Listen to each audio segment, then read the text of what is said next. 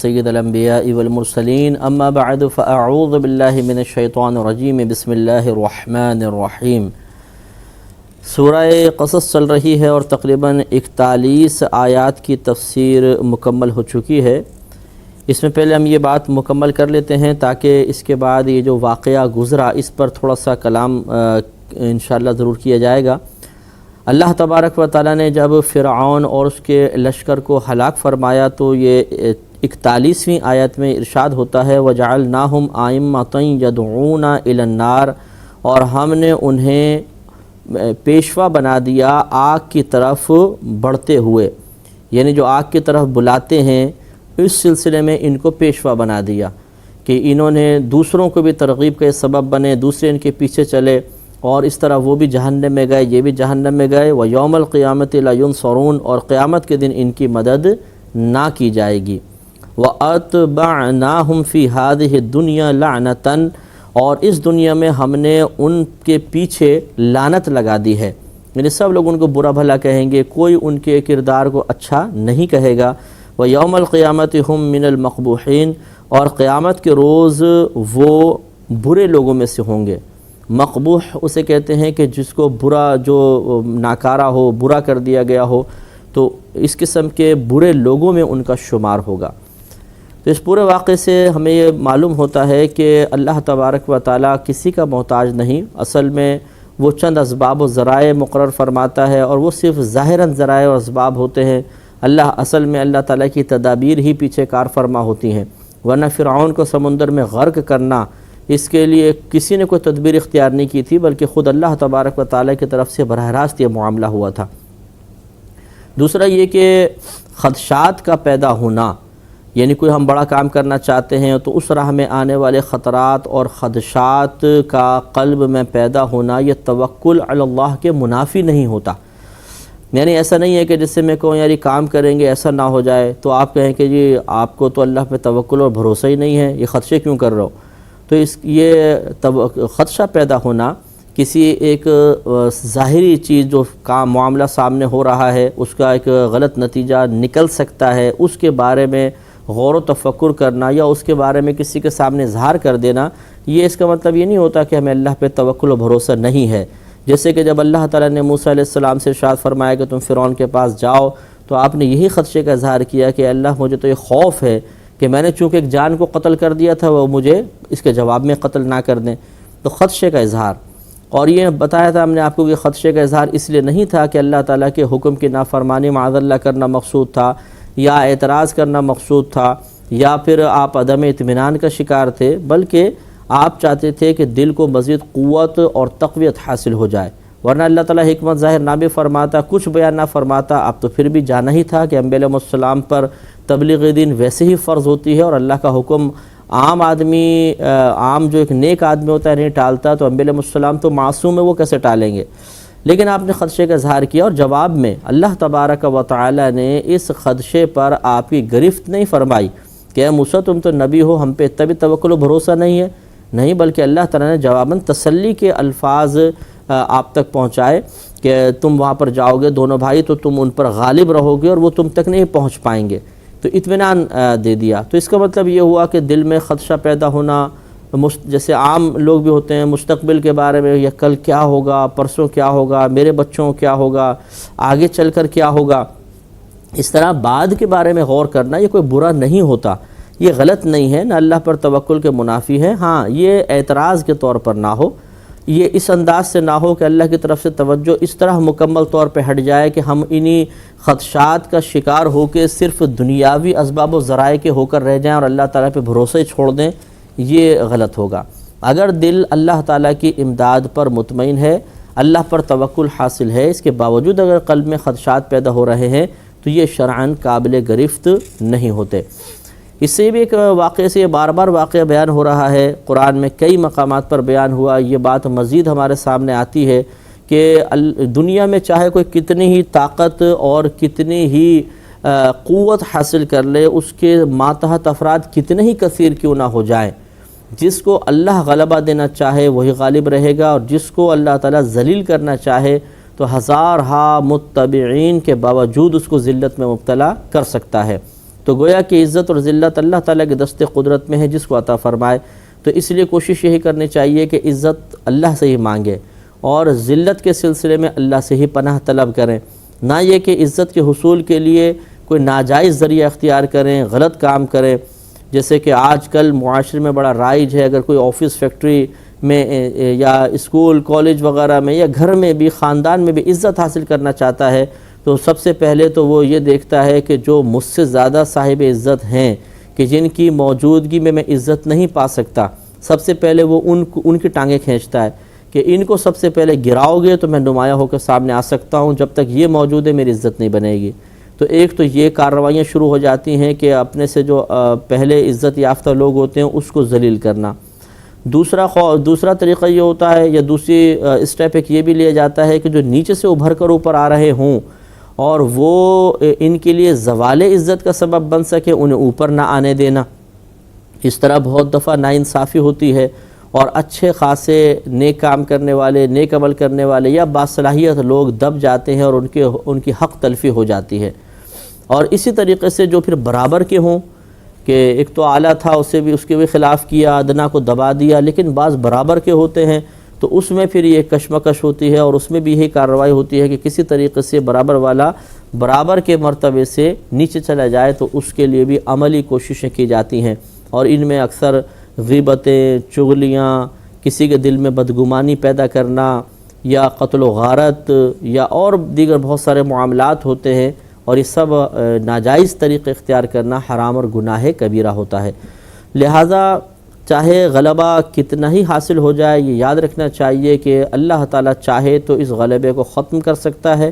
اور چاہے کوئی کتنا ہی حقیر اور ذلیل کیوں نہ ہو وہ مایوس نہ ہو کہ اللہ تعالیٰ چاہے تو اسے ایک دم مقام عزت پر پہنچا سکتا ہے. لہٰذا اللہ تعالیٰ کی طرف ہی توجہ کامل طور پر ہونی چاہیے، اور کوئی بھی اپنے طاقت پہ گھمنڈ نہ کرے، کیونکہ تکبر اللہ تبارک و تعالیٰ کو شدید ناپسند ہے، اور جو متکبر ہوتا ہے اللہ تعالیٰ اس کو دنیا میں بھی ذلیل کر دیتا ہے اور آخرت میں بھی ذلت اس کا مقدر بنے گی. یہ بھی اس سے معلوم ہوا کہ اللہ تعالیٰ کے نیک بندے تبلیغ دین کے سلسلے میں خوف و خطرات سے کی وجہ سے رکتے نہیں ہیں، بلکہ وہ تبلیغ کرتے ہیں، کیونکہ انبیاء علیہ السلام پر تو ویسے ہی تبلیغ کرنا فرض تھا، لیکن یہ تبلیغ کا فریضہ الحمدللہ اب اس امت کی طرف منتقل ہو گیا ہے. لہٰذا ہمیں بھی دین کا کام کرنا چاہیے، کیونکہ اللہ تبارک و تعالی نے ہمیں اس کا مکلف بنا دیا ہے کہ ادعو الی سبیل ربک بالحکمت والموعظۃ الحسنہ، کہ اللہ تعالیٰ کی راہ کی طرف بلاؤ اچھی اور پکی تدبیر کے ساتھ. تو ہمیں بلانے کا حکم ہے کہ ہم تبلیغ دین کریں، لوگوں کو بلائیں، اور نبی کریم نے فرمایا کہ بلغوا عنی ولو آیہ، میری طرف سے اگرچہ ایک ہی آیت تمہیں حاصل ہو اسے دوسروں تک پہنچا دو. تو آگے پہنچانے کا حکم ہے. لیکن جیسے ہم نے آپ کو بتایا تھا کہ فتاوی عالمگیری میں وضاحت یہی لکھی ہے کہ اگر ہم یہ سمجھتے ہیں کہ ہماری تبلیغ سے سامنے والا گناہ سے بچ جائے گا یا گناہ کو ترک کر کے نیکی کی طرف بڑھے گا، تب تو تبلیغ دین کرنا واجب ہوتا ہے، نہیں کریں گے تو گناہ گار ہوں گے. اور اگر ہمیں یقین ہے کہ سامنے والا بات نہیں مانے گا یا ڈاؤٹ فل ہے، پتہ نہیں مانے گا یا ہم کہیں گے تو جھگڑا کرنے لگے گا، ان تمام صورتوں میں ہمیں اجازت ہوتی ہے کہ چاہے ہم تبلیغ کریں اور چاہے تبلیغ دین نہ کریں، لیکن ان تمام صورتوں میں بھی تبلیغ کرنا ہی افضل اور اولیٰ ہوتا ہے.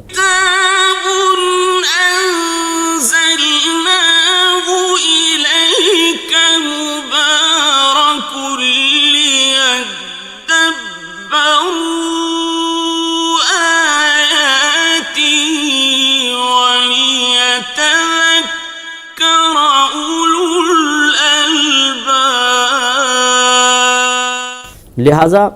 ہمیں بھی کوشش کرنی چاہیے کہ انبیاء علیہ السلام کے طریقے کو اختیار کریں کہ ان کی درجات کی بلندی کا ایک بہت بڑا سبب ثواب جاریہ بھی ہوتا ہے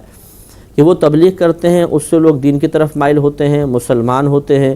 تو جب تک وہ نیک عمل کرتے رہتے ہیں، پھر ان کی مسلمان اولادیں پیدا ہوتی ہیں، وہ نیک عمل کرتی رہتی ہیں، یا ان کی تبلیغ سے پھر مزید لوگ اسلام کی طرف یا دین کی طرف مائل ہوتے ہیں اور پھر وہ بھی نیک عمل کرتے ہیں، تو ان تمام کے نیک اعمال کا ثواب اس نبی کو حاصل ہوتا ہے.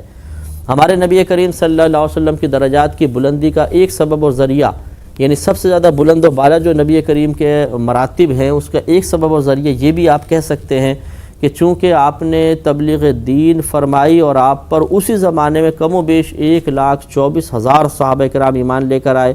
اور پھر یہ ان کے ذریعے سلسلہ اور قیامت تک چلتا رہے گا اور اربوں خربوں لوگ ایمان لائیں گے، تو ان تمام کے نیک اعمال کا ثواب نبی کریم صلی اللہ علیہ وسلم کو مل رہا ہے۔ لہٰذا روزانہ آپ کے پتہ نہیں کتنے درجات بلند ہو رہے ہیں اور قیامت تک ہوتے رہیں گے، تو ہمارے نبی کے متبعین سب سے زیادہ ہیں، اور قیامت کے روز نبی کریم نے خود ارشاد فرمایا کہ میں بروز قیامت اپنی امت کی کثرت تعداد پر فخر کروں گا، لہٰذا سب سے بڑی امت ہمارے نبی کریم کی ہوگی، لہٰذا ہمیں بھی تبلیغ دین کرنا چاہیے تاکہ ہمارے لیے ثواب جاریہ ہو جائے۔ ایک بزرگ کہا کرتے تھے کہ میں روزانہ 25 نمازیں پڑھتا ہوں۔ لوگوں نے حیران ہو کے عرض کی حضور نمازیں تو 5 فرض ہیں، آپ 25 کہاں سے پڑھ دیتے ہیں؟ تو آپ نے ارشاد فرمایا کہ اس طرح ہے کہ 5 تو میں اپنی پڑھتا ہوں اور 4 افراد کو میں نے نمازی بنا دیا ہے، یعنی میری ترغیب پر، میرے سمجھانے پر وہ نمازی بن گئے ہیں، تو 20 نمازیں ان کی اور 5 میری، اس طرح وہ روزانہ میں 25 نمازیں پڑھ دیتا ہوں۔ یعنی آپ یہ ترغیباً سمجھا رہے تھے کہ اب ان کی نمازوں کا ثواب مجھے بھی حاصل ہوگا، لہذا کوشش یہی کرنی چاہیے کہ ہم بھی تبلیغ دین اختیار کریں، اپنی استطاعت کے مطابق لوگوں کو نیکی کی طرف بلائیں، برائی سے روکیں، تو انشاءاللہ بہت ہی برکات حاصل ہوں گے۔ لیکن جیسے کہ یہ بھی بہت ہی توجہ طلب بات ہے کہ موسیٰ علیہ السلام سے جب اللہ نے فرمایا کہ آپ جائیے، تو آپ نے عرض کی کہ میرے بھائی ہارون کو میرے ساتھ بھیج دیں،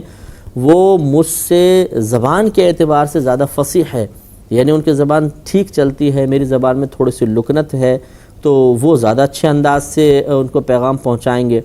اس سے معلوم یہ ہوا کہ اخلاص اپنے مقام پر، تبلیغ دین میں سادگی رکھنا یہ اپنے مقام پر، لیکن اگر کوئی تدبیر اختیار کرتا ہے اور احسن طریقے سے کرنے کی کوشش کرتا ہے تو یہ تو انبیاء علیہ السلام کا طریقہ ہے۔ لہذا آپ گفتگو کرنا چاہتے ہیں، پہلے سوچئے میں کیا بولنا چاہتا ہوں، کس انداز سے کہنا ہے، کس کو کہہ رہا ہوں،